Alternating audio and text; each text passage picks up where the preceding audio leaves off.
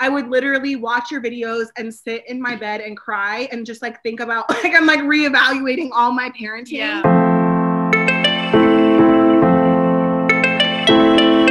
I was with Kailyn and V. Rivera from Teen Mom 2, and we talked about parenting. My name is Marcela Collier. I'm a parenting coach from High Impact Club, and I answered their questions, all their parenting questions in their podcast, Baby Mamas No Drama, and I answered all their parenting questions.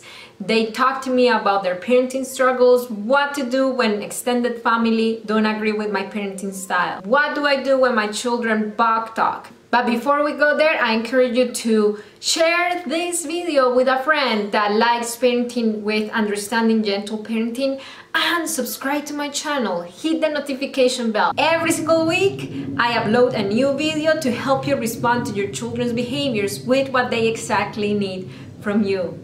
Okay, let's go to the interview. Hi, Marcela. It's both of us. I'm very excited. I cannot wait. I am so excited. You have a lot of information, a lot of knowledge to offer. We're pumped. But before we get into that, I guess you should introduce yourself. Tell us what you do, who you are. My name is Marcela Collier. I'm a parenting coach with High Impact Club. High Impact Club is a parenting education online platform. I'm the founder, and then there we're dedicated to educate parents in parenting their children with understanding of what their behaviors communicate, so they can respond to their children with what their kids exactly need from them. I have a toddler who's 3, and he does tell me no, and I never experienced that before. Nobody talks about how hard it is to discipline, and I'm just in a place now with I have 4 boys, so when I know better, I'll do better. And your videos I know they've helped me. I know they helped me. And I just feel like you're going to make a huge difference in this world. It's so great what you're doing. Yeah. Thank you for helping me spread the parenting with understanding message, because that's really what it is. Like, we try to be kind, but many times we don't understand what the behavior really means. Right. And then we feel lost. Yeah. And then we may end up raising our voice, not because we know that's what our children need, but because we're desperate. Yes. We're in we feel that there is no way out. And if it is not raising my voice, then what is it?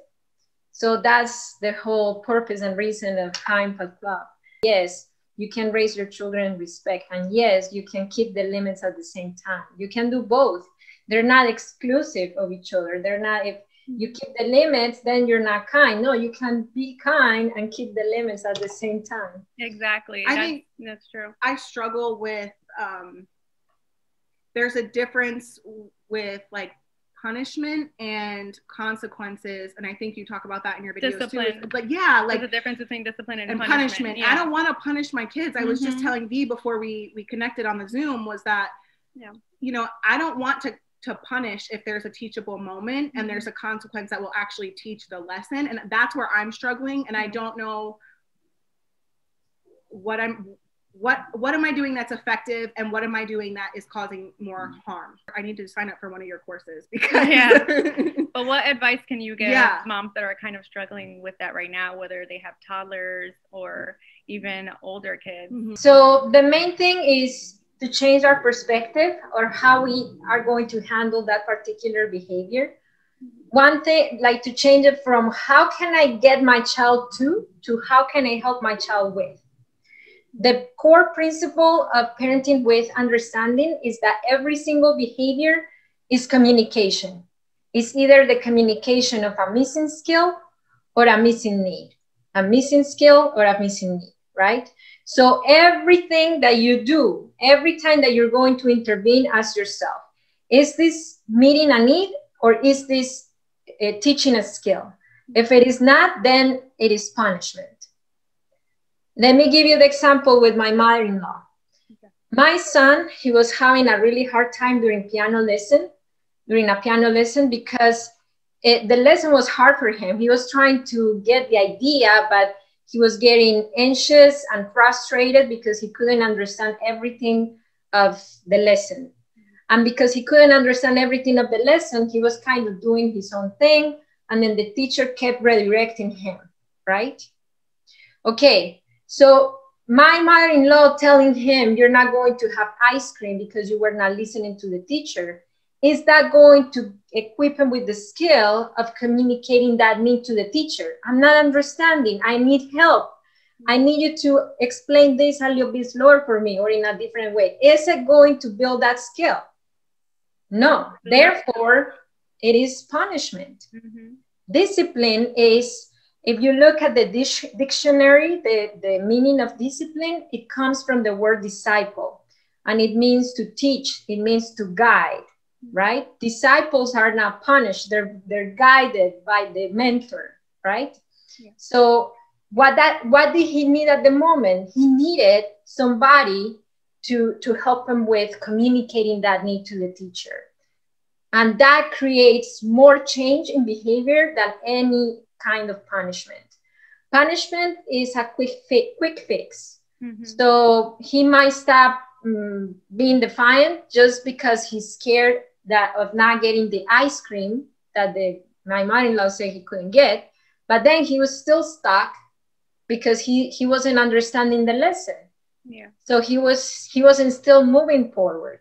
So it kind of actually adds on and makes it harder if you really think about it, because now he's struggling with both. He wants to get the ice cream, so he wants to behave or do what he's supposed to do, but he still doesn't know how to communicate. Okay. Yeah.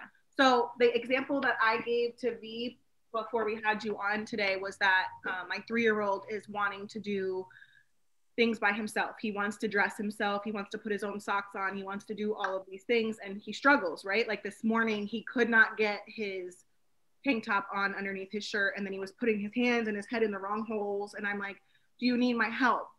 And he flipped out that I even asked him, do you need my help? And I don't know how, after watching your videos, I can stay calm, which is, we're making progress, because I'm usually like, you don't talk to me like that. You know what I mean? And getting upset back. But then after seeing your videos about, obviously he's the meltdown and the anger and the frustration. A lot of the times when parents see those kind of behaviors, they take it personal. He's flipping out because I said this. No, he didn't flip out because you said, how can I help you? He flipped out because he was already frustrated. He felt powerless, and you came in, and then he was already having a lot of feelings, right?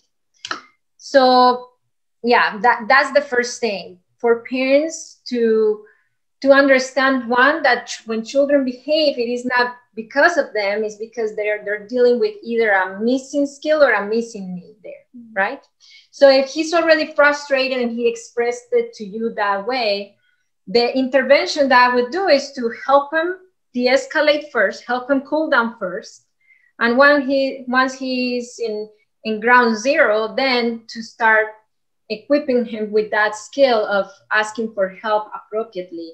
Like, I know that you might be struggling putting your shirt on. You can say, Mommy, help, and that's okay, right? Because in this society, somehow we were taught that asking for help is of weak, or is not okay, or is like you should be this super powerful person doing everything by yourself. So it is okay to ask for help. It is okay to feel frustrated, to feel stuck. Now, is it okay to yell at your mommy? It is not okay. But when do you teach that? When they are calmed down. If he's already frustrated, escalated, and you say, you don't talk to me like that way, what is he going to do? He's going to escalate even more. Right. Or when he is escalating, and then you come and say, calm down. How would you feel when you're escalated and then somebody comes and say, I need you to calm down? Yeah, right. It's like telling a woman, calm down. We're like, no. No, I'm not going to calm down. Okay. I mean, that makes sense. I get so choked up sometimes because I'm just like, I want to do the right thing and I want to help all my kids in that way, but it's so hard. And I feel like you never know like what's effective and what's not. I mean, obviously if, in time it'll show, but in the moment it's so hard sometimes. Yeah. So the idea is not to be so focused on stopping a behavior, but in helping children through a behavior.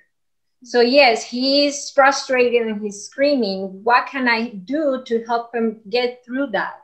Right. So de-escalates, and then once he's calmed down, I can teach. How, what about back talking? Okay, so I know you have the example. Is this for the bigger kids? Yeah, all my kids right now. I don't have a specific example off the top of my head, but I do definitely lately I've been struggling with that. And I definitely think that my 3-year-old is modeling my older two's behavior. But they're joking when they do it. And I'm not saying it's always appropriate or correct, but then my 3 Lux will be, you know, he'll talk back to me and he'll tell me no, or he'll mock me. Like that's not a behavior that I want to like punish or like I don't feel like that's, but I want to also work through it where it's like, if you're telling me you don't want to do something, or you're not going to do it, how do I work through that? Yeah. Like if I need okay, does it trigger you? That you feel triggered me a little bit. Respected a little bit. Yeah. Yeah. Okay, so he's not trying to disrespect you when he does that. He's doing it by modeling. He's just modeling a behavior. And children are like, they model everything, right? So he's modeling.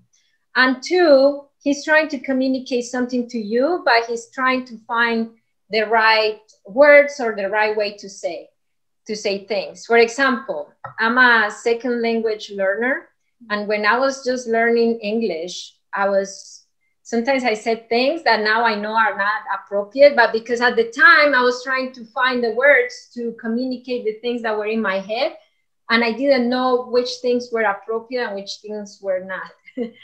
So it is a matter of you guiding him on, yes, he can speak up. Yes, he can say, I don't like this. This is my opinion. We don't want them to feel they don't have a voice, right? But to put in their mouth the right words, right? Okay. So, for example, one of my twins, he's been in this little phase of, not like that. This way, I said. Exactly. That comes out. My 3-year-old. Yes. That comes out disrespectful, and then I say, oh, instead of saying that this way, I say, you can say, Mommy, I prefer it this way. Okay. You literally put their words in their mouth. Okay. So they start learning with repetition and repetition and repetition how they can still stand up for themselves and speak up without coming out as disrespectful. Okay, that was literally the perfect example. Like even if Lux will ask me for something respectfully and then I do it and he's like, no, not that way. Like he'll flip out and be like, I wanted it this way. You helped me, but this is not how I wanted it. And I'm like, whoa, wait a minute. Like how are we, but nobody talks like that. So I wonder where that comes from. Like nobody else in the house does that. Yeah. I mean, they're all different. They are all different. I know. Where did my son get that? Maybe from the kids in the playground, maybe from you never know. We'll never know. Never know. So I actually wanted to talk a little bit more about that video about your mother-in-law when she was trying to punish your son, because we actually get a lot of listeners that message us about grandparents trying to discipline their kids. So what do you think would be the best way to go about this and to kind of set those boundaries as far as grandparents go? So to be upfront with them in respect, if you see that video, by the way, it went viral. It was a great video. It really is. It's a great video. I saw it also. And your husband, he redirected her so well. It really shocked me, and I was like, this is really awesome. But it just goes to it's kind of like an upbringing thing too. A lot of our parents didn't get that disciplining with understanding upbringing. No, it was very different. So how do we kind of redirect, our grandparents, our great grandparents to understand the way we're parenting and to try and get them on board? Okay, so don't expect them to get on board. Matter of fact, my mother-in-law, she still thinks what she thinks. Yeah. But she knows what we think. Mm-hmm. And as long as she respects what we think, that's what matters. Now, what happens when your mother-in-law or, the relatives, they don't respect your views. I mean, meaning that they're like, I'm just going to do my thing. I'm just going to discipline your children my way. Mm-hmm. So this is how I handle things. My mother-in-law, she respects, she doesn't understand, but she respects, meaning like she heard, and now I can see a little change in the things she says to the twins. Yeah. Now, if she were not, then she would not be a candidate to babysit for us anymore. She could come and play with them and love on them and be with us. But for me to say, I'm just going to leave you for 3 hours with them and then we leave and she's with them, I would not feel comfortable. Now, I do feel comfortable just because I see that she respects our views. Mm-hmm. And even though they're different, she follows our lead. Well, that's interesting. So pretty much everyone has to be on the same page. They have to be willing to. Yeah, they have to try and be on the same page. But it is. If they're not, if they're not, then they cannot babysit for you. They could have their different views. It's okay. Think what you want to think. But if you are going to babysit for me, that's a different story. Yeah. I know. Thankfully, my mother-in-law is super awesome. She's like the one person I would always let babysit my daughter. But I did have that like one incident with my husband's grandmother, where she's just kind of, you know, like you said, they're just stuck in like those ways, like this is how you have to do it. And you know, if they're being whiny or anything, you know, they need a smack in the butt or a smack in the mouth, and it's like, no, that's not how I'm ever. That's gonna make it 10 times worse. And what am I teaching my child by doing that in that moment? Mm-hmm. It's okay for me to hit you, and you're supposed to right away do what I want you to do, and that's not the behavior that I ever wanted to instill in my. Okay, does she do it? Does she do it, or she's just? Oh no, that's an example. She never like hit or anything like that. But I'm saying that is a lot of the mentality for, I feel like, a lot of, like, I'm Hispanic, so I know there's a lot of people who listen who are Hispanic also and probably have that. Like I've seen people write in, also, I mean, all around too. Mm-hmm. But I can only speak from my experience too, like people who I've witnessed, you know, and it's usually really hard for grandparents to grasp like a different concept. Especially when it comes to parenting and stuff like that in this new age, you know. Can we talk about whining and babying? Because I get a lot of backlash for babying my 3-year-old. But to me, I really think that like when he's whining and he's upset and he's, you know, having a meltdown, like I do baby him because he's obviously trying to tell me something, or he's he doesn't have the ability to express how he's actually feeling. But I get so frustrated because then I feel like my parenting is being attacked almost because the adults around me in the situation don't understand. Yeah. The most common question that I get is, how do I get my child to control his impulses, to not hit, to not throw, to not yell? Okay, so that's actually self-regulation, the ability of controlling or regulating your own emotions and controlling your impulses. How do you build that skill? How do you build self-regulation skills? Right. Through thousands and hundreds and thousands of times that a caring, well put together, controlled adult interacts with you. That's how you build self-regulation skills. If you don't have that interaction during those rough moments, those rough emotional moments, you would not have that opportunity to co-regulate. Co-regulation is the ability to mirror the other person's demeanor, the other person's breathing pattern, demeanor, and way of carrying yourself during that tough situation.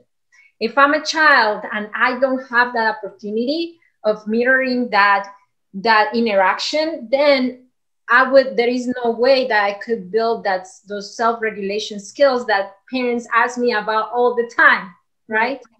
Children that have more emotional maturity are the ones that had that opportunity, that when they're upset, they had access to a calm down adult that had a regular breathing pattern and that were helping them match their tone. That's how anybody learns any skill. How do you learn how to talk? By looking at others talking. How do you learn how to any kind of skill? By looking at others. There is no way that somebody is going to learn how to regulate emotions successfully by being alone, by being put in a corner, ignored. You learn how to regulate your emotions, how to face challenges with help. Right. By looking at that person, how that person is at that moment. That's co-regulation, and it is very, very important thing, very important skill. That's something I'm learning how to do as an adult. Yeah. So it's definitely been a challenge for me as an adult, because that makes sense now, because I didn't have that as a child. So I'm literally mirroring the adults in my life as a child still. Like, I'm still working through that. So that makes a lot of sense. So I definitely want to raise my kids to handle their emotions and co-regulate. Is that what it's called? Co-regulation. I definitely want to work with my kids on that. So that's important. So where can everyone find, you have courses, right, through your website? Okay, so marcelacollier.com, Collier, Marcela, 1L, marcelacollier.com. You can find digital guides, workshops, and the Parenting with Understanding program, which is my signature course where parents learn the 3 skills to respond to their children's behaviors with what their children exactly need. BMND, 10% off promo code. We'll put that on our website. On every order on marcelacollier.com. You have such an amazing just vibe to you as well. You can tell you're just glowing through the screen. Yes. So you're doing such great things, and we wish you the best of luck in everything and all your future endeavors. If you like this video, give me a thumbs up. One question. Out of all the things that we talked about, which one was the one that stood out to you the most? Let me know in the comments. As Kailyn Lowry and V. Rivera started their parenting education, I encourage you to start your parenting education as well. I'm going to leave the link down here, marcelacollier.com, where you can start your parenting education right now. And don't forget to go to Kailyn Lowry's YouTube channel and subscribe to her channel as well. All the interview was about parenting with understanding. You might have questions in your head, so I created a video to explain to you exactly what parenting with understanding is and the difference with traditional parenting. That video, it is right here. I'll see you there, and keep parenting your children with understanding. I'll see you next week. Bye.